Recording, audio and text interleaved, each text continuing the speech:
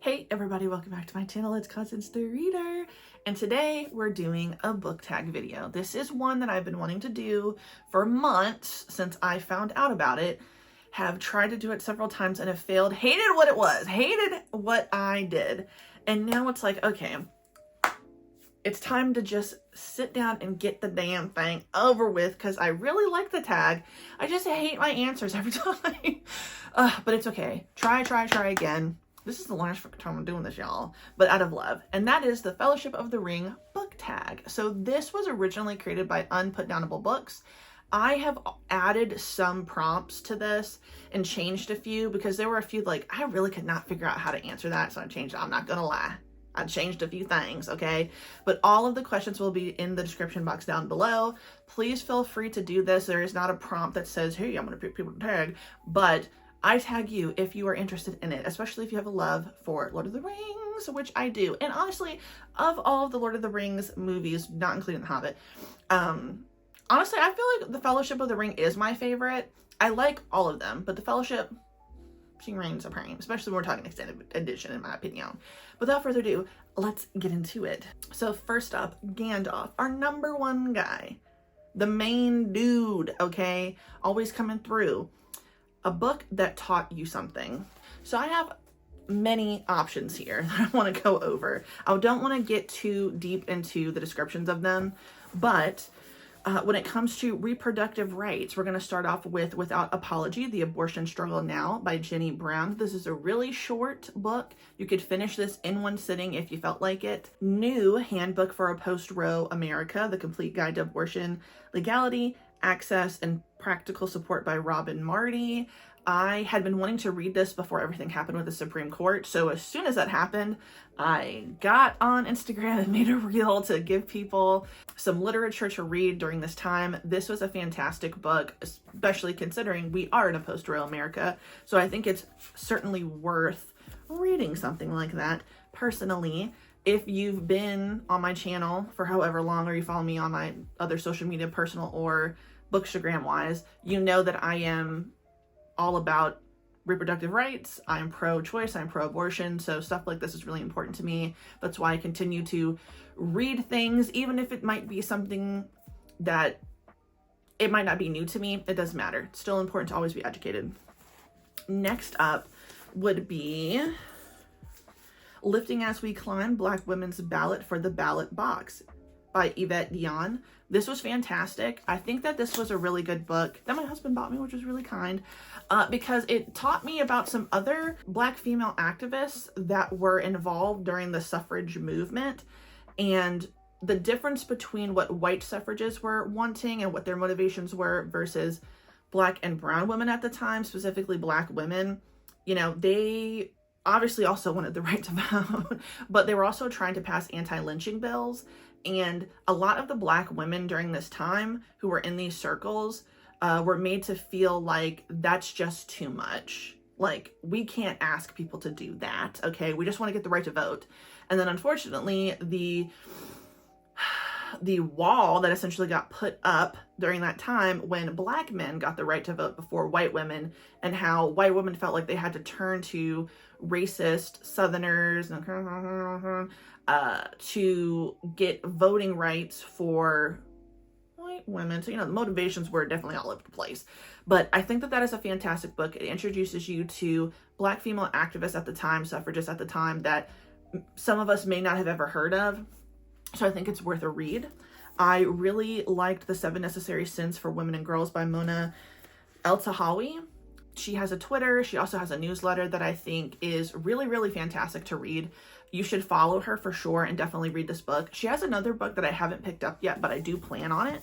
I would highly recommend reading anything by Mark Lamont Hill. Mark Lamont Hill is fantastic in my opinion, but my first read of Mark Lamont Hill's was Nobody, Casualties of America's War on the Vulnerable from Ferguson to Flint and Beyond. I'm currently reading his book called Except Palestine right now, and already, just like the other books I've read by him, it's hard to say like, that's a good book. You know what I mean? Like, it's a good book, but like the subject matter is very hard to read, but it is what it is. Topics that you should educate yourselves on. All right, moving on. Frodo. he damn near fumbled the bag. Okay, we all know that Sam and Gollum were the true destroyers of the ring. Series, let's be real. But a book that left a mark on you, and I have quite a few for y'all. So first up is The Miniaturist by Jessie Burton. I read that with my sister and my mom for our book club. It left a mark on me because the ending just crushed me so much. I thought that the book was really, really good, and I definitely would love to read that again. But oh my God, it was such a good book, and I'll just never forget the way I felt at the end of it. And the same thing goes for The Nightingale. I just remember the experience reading that book, finishing it. I'd come home from work. It was getting dark outside. I was technically reading it on my Kindle, and I just sat on my sofa in the dark with the fucking paper white light shining in my face, crying and sobbing at the end of that book. So it left a huge mark on me, okay? A lot of these are because it made me cry. Yeah, Jessie's Homegoing was such a fantastic book. So was Colson Whitehead's The Underground Railroad. So the thing with The Underground Railroad, I feel like it may have put me in a reading slump. I just didn't know that that's what that was called at the time, because the way that that ended, I knew that that was going to be the ending when we're first kind of like told the scenario. So that just completely wrecked me. Whereas with Homegoing, similar subject matter, but the ending was not as brutally sad as The Underground Railroad. That was a lot. And I'm going to throw in Scythe by Neil Shusterman.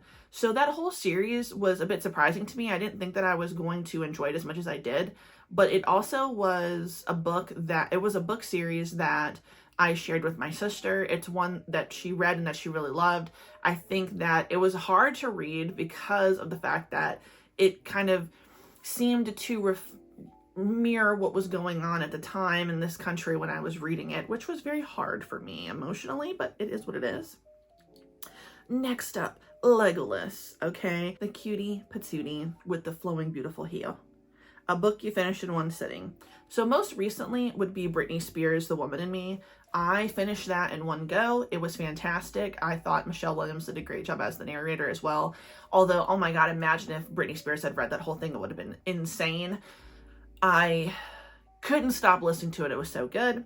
Obviously, Jeanette McCurdy's I'm Glad My Mom Died. That was very easy to finish in one day because with me listening to it at 2 times the speed, which her voice is perfect at that speed, it was only 3 hours.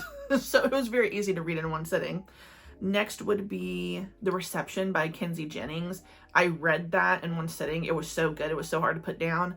And The Haunted Forest Tour was really good as another recent one that I finished in one sitting. GIMLI, a book that features an unlikely friendship.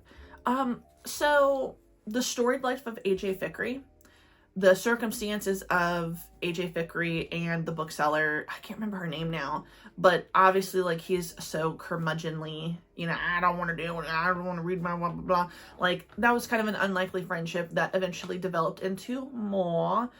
Also, such a good book in my opinion. I could have even listed that for a book that left a mark on me because I just remember reading that with my mom and sister and it just being like, ah. But I recently watched the movie for the first time and I haven't read the book since like 2015. So it was almost like it was completely new to me. So hard. It's so funny because like a week after we had finished it, I was talking to my mom and we're both crying, talking about the movie and the book. It was really good. And some other unlikely friends would be Sakamoto Days. Yeah, we're throwing manga up in this bitch, y'all. Unlikely because everybody who ends up being his friend was someone who was trying to kill him. So, that's crazy. Mary, a book that pleasantly surprised you. Falling Kingdoms was one that pleasantly surprised me, as well as The Cruel Prince. Now, Falling Kingdoms, just because I didn't realize I was going to like it so quick. I was watching Peru's Project at the time, and she was talking about how much she liked it so much. I happened to pick up the first book. It was like bargain at Books A Million, and I went through that shit so quick. It is your typical, you know, YA fantasy, but I just think it was just so fucking good. I couldn't put it down. I like the series. I'm currently doing a reread. Cruel Prince, me being surprised by that was because I was a hater. Yeah. I'm going to say it. I'm going to admit it. I was so sure I was going to hate that series. and everybody was talking about it at the time when it came out, and I was like, there's no way I'm gonna like The Cruel Prince. There's no way. And then I read it, and I devoured all 3 books. It was so effing good. I love that series. Another one that I would reread. I would reread that because I think it was worth a read. But man, did I want to slap the hell out of the damn sister. Choking. Something. Pleasantly surprised was Scythe. As I said, I know I mentioned it already, but Scythe was a surprise to me because I just didn't think that I would feel like I needed to run and pick up that next book over and over again. Like, I couldn't stop myself from reading. It was so good. And I think it is a book that you definitely could get a lot of good conversations out of if you had it in a book club. And then lastly is Women's War. The reason why that surprised me was just because before I read that, I was so burnt out on adult fantasy. I really just was not in the mood to read it for a while. I don't remember what book kind of like made me feel like I don't want to read this right now. I don't want to read adult fantasy anymore, just to give myself a break. And then I picked that one up, and I was obsessed with the series immediately. And I was so lucky because it was one of the first books, the third and last book that I got approved for on NetGalley, which made me really, really happy. I would recommend Women's War. Nobody talks about it, and it's fine if you've never heard of it, but I think that it's really good. Pippin, a book that made you laugh. There's so many. Okay, Zom 100, Prison School, Apothecary Diaries, Sakamoto Days, Mashal. Yeah, there's so many mangas that are so funny. Like, the list could go on and on. But another one most recent would be the Haunted Forest Tour. That one made me laugh because there's a particular scene with a character who just can't get over this experience with aliens that he just had, and he just keeps asking person after person after person, like, what do you think that meant? Very, very funny. Hola Poppy and The 2000s Made Me Gay were 2 memoirs that were so funny and so good. I highly recommend them. It was definitely good reads for me because I can understand all the references. You know, we grew up, we're essentially the same age. Those 2 were fantastic memoirs in my opinion. Next, R.I.P. Boromir, a book series that you think ended too soon. So this is going to be manga edition, right? So Black Torch and Ayashimon. Ayashimon more so than Black Torch because it got canceled after 3.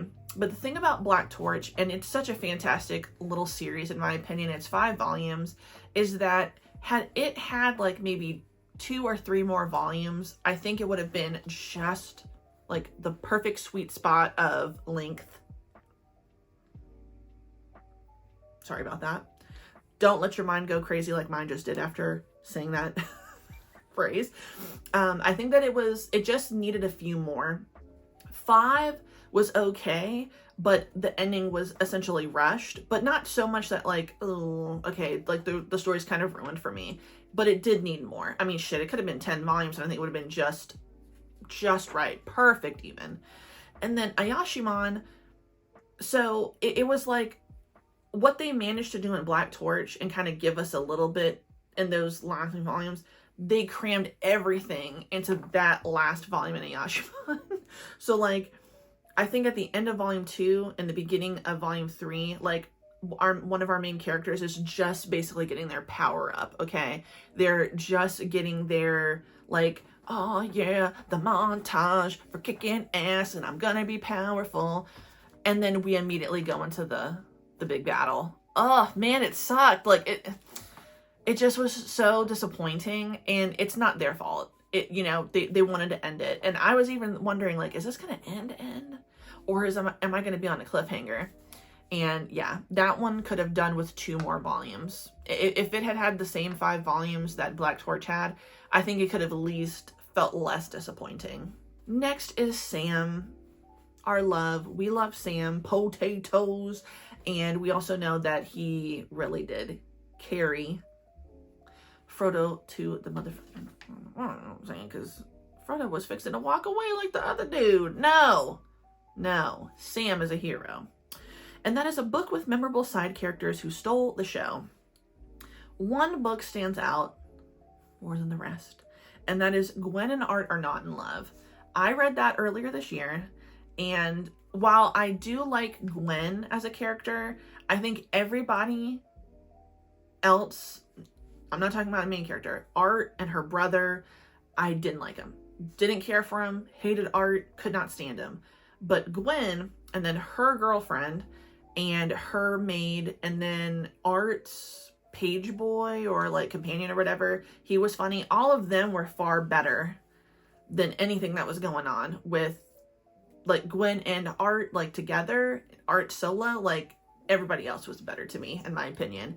It kind of reminded me about how in Red, White, and Royal Blue, a book I've tried not to mention so much because, you know, beginning of the channel, I was talking about how much I hated that book, and I still do. But that book, I ended up, the thing that I liked about that book was like the sister and then the friends. Obviously, I hated the two main characters. I'm sorry. I could not stand them, especially, I think his name was Alex. He made me so annoyed so much. But his sister liked him. And then I liked the other guy. I don't remember what the prince's name was. England or whatever, but he wasn't bad. But the friends and everything, far better. Far better. Next up is ARAGORN, our king, our hubby, we love you. A book with a great romance. Many options for this one as well. Goodbye My Rose Garden. Love the romance in that one. The Savior's Book Cafe in Another World. Love the romance in that one. I know that it's not like a great romance, but I feel like it's leading up to that, although I don't know. It's a will they won't they thing. The Apothecary Diaries. Who knows what's going to happen there. Akame ga Kill. Surprisingly enough, you're probably thinking, what the fuck? I watched the anime. Well, if you didn't read the manga, they missed out on an opportunity to show some relationships that they don't show you in the anime that I think are beautiful. And not just platonic friendship, like an actual relationship that happened. It was just so much. It was so beautiful. And I'm not even talking about Esdeath, okay? We're not mentioning Esdeath and Tatsumi or Akame and Tatsumi. We're talking about other people. You didn't know about that now, did you? Akame ga Kill is really good. And then there is a particular couple in Women's War that is, man, they're such a good couple. And I just loved their relationship in that series. Good. You have to read the book. Next, ARWEN, a book with a beautiful cover. So I don't own any of these two that I'm going to mention, which always makes me sad. Gilded Wolves by Roshani Chakshi got these, I think, UK covers. I'll try to find them online and post a picture. Beautiful. Oh my god. I desperately wanted that. I think it was maybe a part of like a Luma crate or something. Some book box that I don't have, okay, that I don't subscribe to. If I could ever find those covers, I would buy them. And they're just beautiful. They're fantastic. I do think that like the covers that I have that are like the American version, like they're not bad. I especially like the second book, but those special edition covers were beautiful. The Greenbone Saga ones. Oh my god, I'm so jealous of every single person who got their hands on those particular covers. I don't remember I think that was another book box that released those. Fucking beautiful. Absolutely fucking gorgeous. I'm so jealous. I think Ty from Ty's Book Corner has them, and every time I watch her video, I see them in the back and I'm like, that's so beautiful. So I'm jealous of you. They're gorgeous. And I just recently saw I think Waterstones cover of The Adventures of Amina Asarafi by S.A. Chakraborty. I want that. I want that so much. I think Waterstones is like exclusively the UK, possibly. I don't know. So maybe I could go on their website and see if I could find that one, but I don't have to own it. It's just very, very pretty. And what I do have that I think all the covers are beautiful for is the Apothecary Diaries. I love every cover of the Apothecary Diaries. I don't even think I can pick one that is my favorite because they're all beautiful in their own way. I'm obsessed. I'm obsessed. Next, GOLLUM, a book that had potential but disappointed you in the end. Many to choose from. I'm going to choose a previous one, which was Gwen and Art are not in love. I think that had potential. The way that ended, though, was very interesting, but I think it's set up for a sequel, possibly, if there could be another book. So, Bloody Rose.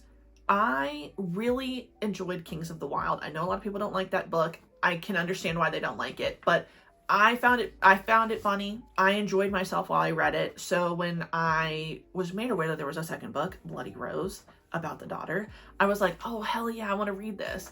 Now, it is really hard because I tried not to compare it to the first book. You can't compare it, but like you can, right? It's the same world. It's some of the same people. And yeah, I just thought it was going to be different. And Bloody Rose is so unlikable. Such an unlikable character to me. I mean, there were some moments that wasn't that bad, but like, it really pissed me off. I didn't find it as funny. I did kind of feel like I had to really push myself to keep reading that book, and I really wanted to finish it, but I was disappointed in it. School Frozen in Time is a short manga that, I don't know, I just kind of felt like very confused and lost when I was reading that. I felt kind of bad that I didn't like it, but I was pretty disappointed. I could say many Riley Sager books, to be honest with you, but the one I chose was House on the Lake. What a disappointment. Oh my god, that I felt like that was a terrible book. Like, my thing is, if you're gonna do true crime, supernatural, you think it's supernatural but it's really true crime, or vice versa, right?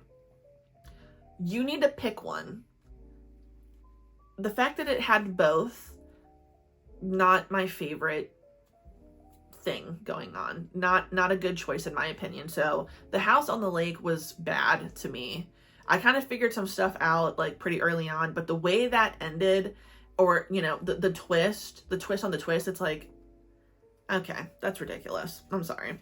I personally would never recommend that book. And then You're Not Supposed to Die Tonight. So the reason why that was a disappointment was mainly because a lot of the death was not shown to us. It happened like off screen, so to speak, right? So it's about this campground that was used for like a horror movie. And so they do like a reenactment haunted house type situation. It's not a haunted house, but you know what the fuck I'm talking about. It's supposed to be a serial killer. Except it seems like something else is going on, and they discover, oh, well, actually, some shit actually did happen. This was a real campground. So I think that was pretty interesting. Like, oh no, like this wasn't just created to be based on a movie. Really, like, that movie is based on something that really happened, but people don't know that because it was kind of kept hush, right? So I liked all the characters. I thought all the characters were cool. I did like that premise, but I didn't like that a lot of those people, being a slasher, and you know, I don't know if it's because it's young adult, if it's supposed to be more like PG-13 than the slasher that I'm used to. So that could be on me thinking that it was going to be like rated R or whatever, you know what I'm saying? But I just felt like you didn't see enough people die, and then the twist in a way kind of ends up being supernatural, and it's like, oh, okay, I'm not totally mad at that, but it wasn't what I was expecting. Not bad. I would recommend it. I rated it 3 stars, but I was just disappointed that, like, I'm thinking that it's a slasher, like a traditional slasher that I'm used to reading, where we're gonna see some people die, and a lot of the time we would like walk up on people that were already dead, and it's like, oh, okay, well, that's fine.